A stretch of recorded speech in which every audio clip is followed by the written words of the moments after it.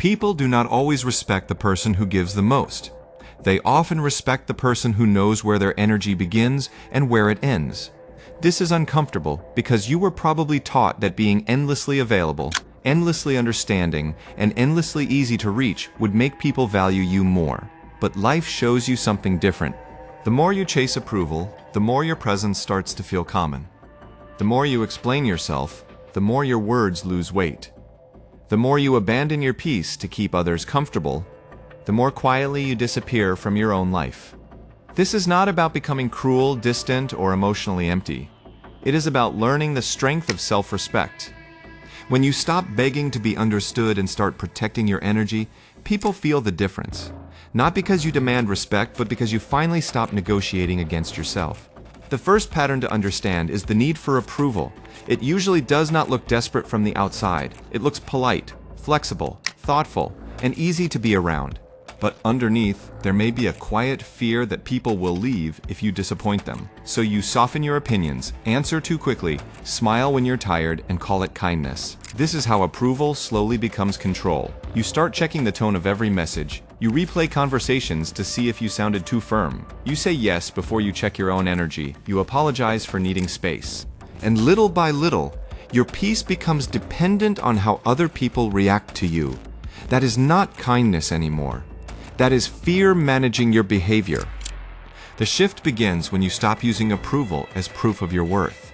You can be kind without being controlled. You can care without becoming available to every demand. You can disappoint someone and still remain a good person. This is where self-respect starts, not when everyone likes you, but when you stop abandoning yourself just to make sure they do. The second pattern is constant access. When people can reach you at any hour, interrupt you at any moment, and expect a quick response every time, your presence slowly becomes part of the background. Not because people are evil, but because the mind adapts. What is always available is rarely treated as valuable. Access changes perception. You feel this when your effort only gets noticed after it disappears. You were always answering, always helping, always adjusting, always making room. Then the first time you are unavailable, people react as if you took something from them. That reaction shows you the truth. They did not always value your presence. They became used to your availability. The practical shift is selective access. You do not need to disappear. You need to stop being automatically open to everything. Answer when you can answer clearly.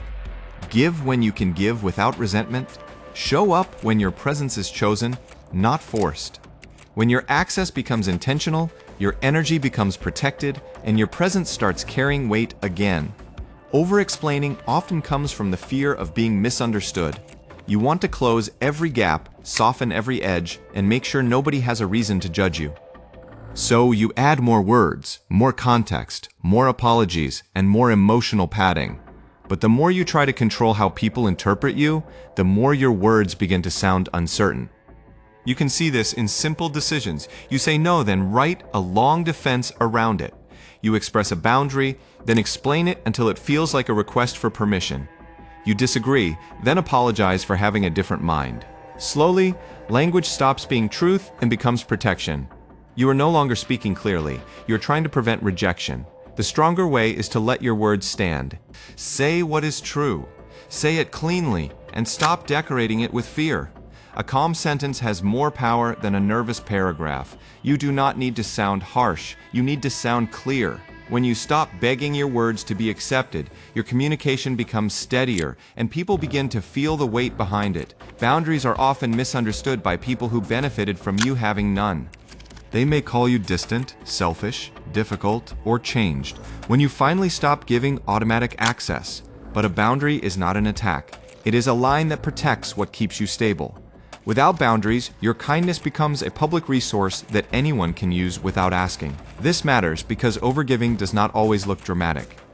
It looks like answering when you need rest, listening when you are already drained, accepting pressure because you do not want tension, and staying available to people who never ask if you are okay. Eventually, you do not feel generous, you feel resentful, tired, and invisible. A real boundary does not need a dramatic speech, it needs consistency. You stop answering at times that damage your peace. You end conversations that turn disrespectful. You say no without turning it into a trial. You let people adjust to the new standard. The ones who respect you will adapt. The ones who only valued your access will resist. The pause is one of the smallest signs of real strength. It is the space between what you feel and what you do next. Most people lose power in that space because they rush to answer, defend, apologize, explain, or fix the other person's mood. The pause interrupts that old pattern. It reminds you that you are not a reflex. You are allowed to choose. At first, pausing may feel uncomfortable. Your body may want to fill the silence. Your mind may create stories about rejection, conflict, or losing connection. You may feel the urge to send one more message or add one more explanation. But this discomfort is not danger. It is training. You are teaching yourself that silence will not destroy you. The practical move is simple. Before replying, breathe. Before defending, observe. Before explaining, ask whether more words will create clarity or only reduce anxiety. This pause protects your dignity. It lets emotion pass before it becomes behavior. And when people notice that you no longer react on command, they begin to feel something different in you. Stability? Detachment is often misunderstood because people think it means you stop caring. But real detachment is not emotional emptiness. It is the ability to care without handing your stability to the outcome. You can want the reply, the opportunity, the relationship, or the approval, but you do not let your whole identity depend on whether it arrives. Without detachment, desire turns into desperation. You start checking your phone too much. You read silence like rejection. You tolerate disrespect because losing access feels worse than losing dignity. You bend your standards to keep something close. And the painful truth is this: the more afraid you are to lose something, the easier you become to control. The stronger shift is to replace need with preference. I would like this, but I do not need to betray myself for it. I value this, but I will not trade my peace to keep it. That sentence changes your posture. You become calmer because your worth is no longer tied to one person, one result, or one moment. One reason people respect you more when you protect your energy is that you stop being controlled by their reactions. A disappointed face, a delayed reply, a cold tone, or a sudden silence no longer decides your mood for the day. You still notice it, but you do not immediately hand over your inner world to it. This matters because reaction becomes a language. If people learn that guilt makes you say yes, they may use guilt. If they learn that silence makes you chase, they may use silence. If they learn that anger makes you overexplain, they may use anger. Not always consciously, but the pattern still forms. Your predictability becomes their leverage. The practical move is to become harder to move emotionally, not cold, not cruel, just less automatic. Let someone be disappointed without instantly repairing their discomfort. Let silence exist without chasing it. Let anger reveal itself without becoming anger in return. When your response becomes chosen instead of triggered, your presence becomes harder to manipulate. A major part of protecting your energy is learning not to reward disrespect. Many people say they want respect, but their behavior teaches the opposite. Someone crosses a line, and they respond by explaining more, giving more, staying longer, or trying harder to be understood. That teaches the person that crossing the line does not cost access. This is where overgiving becomes dangerous. You may think you are being patient, but sometimes you are training people to expect endless chances. You may think you're being understanding, but sometimes you are making disrespect comfortable. You may think you are protecting the relationship, but sometimes you are only protecting your fear of losing it. The stronger response is consistent consequence. If someone speaks with disrespect, the conversation gets shorter. If someone only values you when they need something, your availability changes. If someone keeps testing your limit, the limit becomes firmer. You do not need rage to protect yourself. You need standards that do not disappear under pressure. The goal is not to become emotionally frozen. Coldness without wisdom becomes bitterness. Distance without purpose becomes avoidance. What you are learning is selective warmth. You are not shutting your heart down, you are choosing where it opens. That difference matters because kindness loses its beauty when it is forced by fear. You can feel the difference between kindness that comes from strength and kindness that comes from insecurity. One feels clean, the other feels heavy. One gives because it chooses to give. The other gives because it is afraid of what might happen if it stops. When your warmth comes from fear, resentment is never far behind. The practical shift is to make your warmth intentional. Help when it is aligned, not when you are being emotionally pressured. Listen when you have space, not when your body is already asking for rest. Show love without abandoning your center. When kindness becomes a choice instead of a reflex, it becomes deeper, calmer, and more respected. Respect begins to grow when you stop acting like your value is open for negotiation. This does not mean you become arrogant. It means you stop lowering your standards every time someone might leave, judge you, misunderstand you, or become upset. A person who keeps negotiating their own worth eventually teaches others that there is no fixed price. You negotiate your value when you accept behavior that keeps hurting you. You negotiate it when you chase after people who only respond when they feel like it. You negotiate it when you keep explaining your boundaries to someone who already understands them but does not respect them. The painful part is that you may call it patience while your dignity is quietly bleeding. The stronger move is to let your standard be visible through action. Speak clearly once, enforce calmly, step back when needed, stay warm where respect exists, and become unavailable where disrespect repeats. This is not punishment. This is alignment. People respect you differently when they feel that access to you is connected to how they treat you. One of the strongest reasons people chase approval is the fear of losing connection. You may know something feels wrong, but the thought of someone pulling away makes you soften your boundary. You may feel disrespected, but the fear of being alone makes you tolerate what your self-respect already rejected. This is how fear quietly becomes the manager of your life. You can see this pattern when a man accepts less than he needs because he is afraid the person will leave. He accepts inconsistent effort, cold replies, emotional confusion, and repeated disrespect. He tells himself he is being patient, but inside he knows the truth. He is not choosing peace. He is choosing the anxiety of keeping access to someone who does not value it. The shift begins when you accept that losing access to someone is not the same as losing yourself. Some people leaving will hurt, but staying available to people who drain you hurts longer. You do not need to become hard. You need to become honest. If someone only stays when you betray your own peace, their presence is not connection. It is a chain. Overexplaining often feels responsible, but many times it is anxiety wearing the mask of clarity. You are not simply trying to be understood. You are trying to prevent someone from judging, leaving, misreading, or disliking you, so your words multiply. A simple answer becomes a defense, a boundary becomes an essay, a no becomes a negotiation. This habit makes your communication feel weaker than it really is. You may have a valid reason, but because you wrap it in fear, people feel the uncertainty more than the truth. You apologize for needing rest. You justify your limits. You add details that were never required. Slowly, your language stops carrying authority and starts asking for permission. The practical shift is to speak cleanly. Say what is true without attacking and without begging. If you are unavailable, say you are unavailable. If something does not work for you, say that clearly. Let the discomfort exist. A person who respects you does not need a long emotional document to understand a simple boundary. Silence becomes powerful when it comes from self-control, not fear. Many people speak because they cannot tolerate the space between words. They fill every pause, explain every feeling, and rush to make the moment comfortable. But when you are not afraid of silence, you stop leaking energy into places where no words are needed. People feel the difference immediately. The person who talks too much can seem anxious even when their message is correct. The person who pauses, listens, and speaks with intention feels more grounded. Their words land because they are not thrown everywhere. Their presence becomes heavier because they are not trying to fill the room with proof. The shift is to let silence work with you.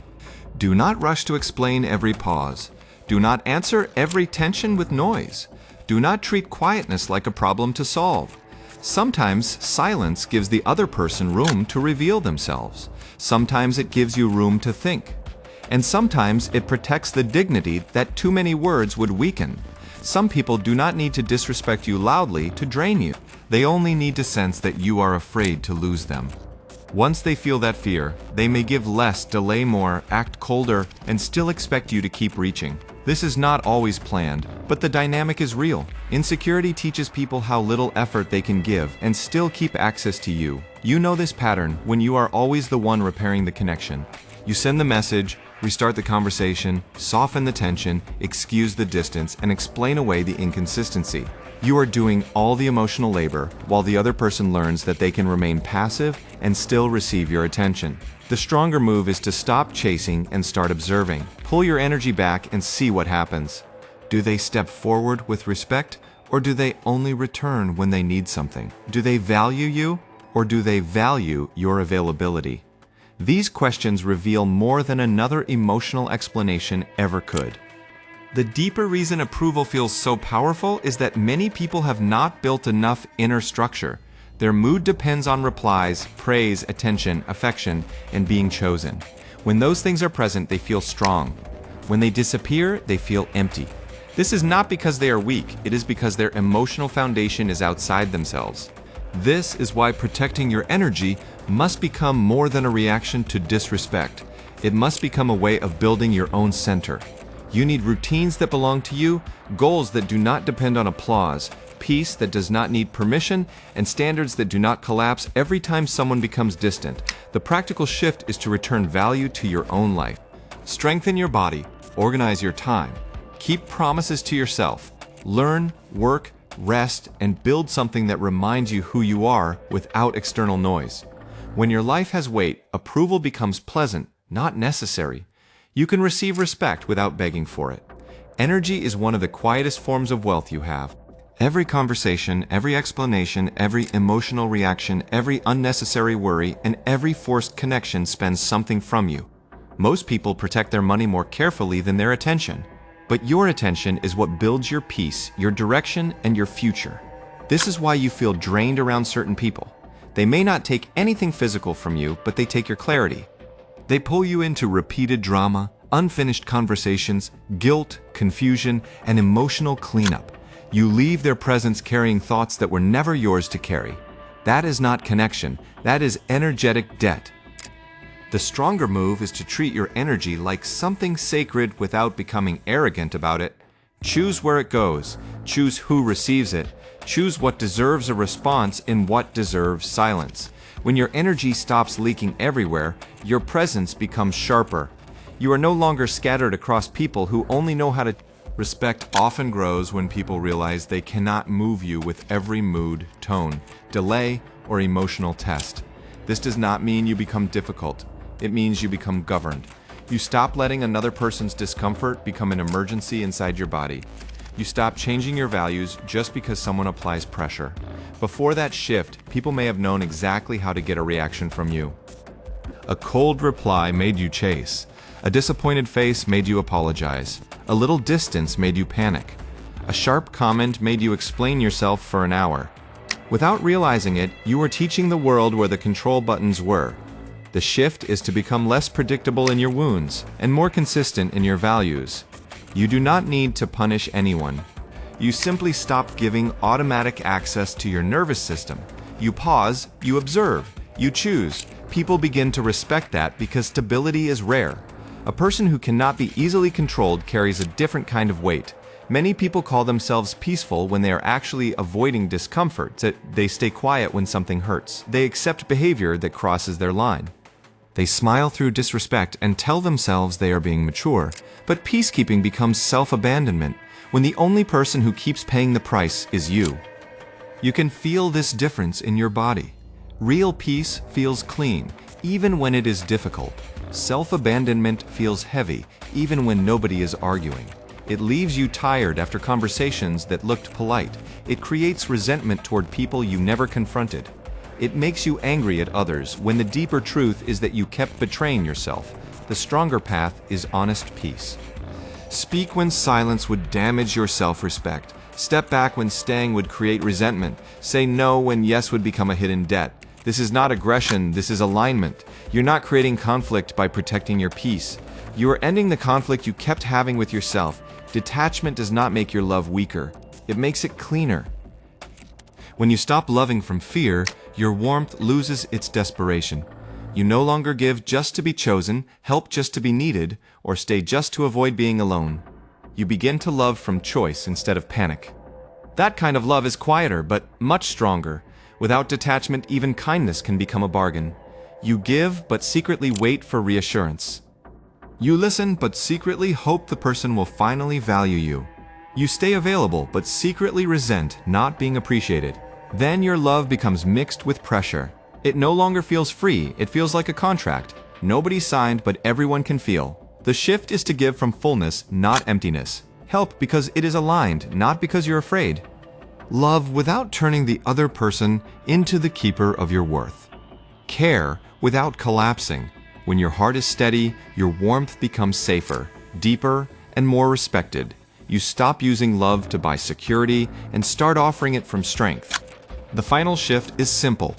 People begin to respect you differently when you respect yourself consistently, not once. Not only when it is easy, not only when someone agrees with you, consistently. Self-respect is visible in how you answer pressure, how you use your time, how you protect your peace, and how quickly you stop participating in what weakens you. This does not mean everyone will like the new version of you. Some people respected your kindness only because it had no limits. Some people enjoyed your warmth because it cost them nothing. Some people valued your presence because it was easy to access. When you change that, they may call you cold, but often what they call cold is simply you no longer abandoning yourself. The goal is not to be untouchable. The goal is to be centered, warm where warmth is healthy, firm where firmness is needed, silent where words would weaken you, present where respect exists, unavailable where disrespect repeats. When you live this way, respect stops being something you chase. It becomes something your life naturally teaches. People respect you more when you stop chasing approval because your energy finally has direction. You are no longer trying to be liked at the cost of your peace. You are no longer explaining every boundary like a request for permission. You are no longer giving automatic access to people who only value what they can take. This is not cruelty. This is self-respect becoming visible. You can still be kind. You can still love deeply. You can still listen, support, and show warmth. But now it comes from choice, not fear. And that changes everything. Your silence becomes calmer. Your words become cleaner. Your presence becomes heavier. Your no becomes honest. Your yes becomes meaningful. If this message helped you protect your peace and return to yourself, subscribe for more calm, practical reflections on discipline, emotional maturity, confidence, and inner strength. The person who stops begging for approval does not become less loving. He becomes harder to use, harder to shake, and finally easier to respect.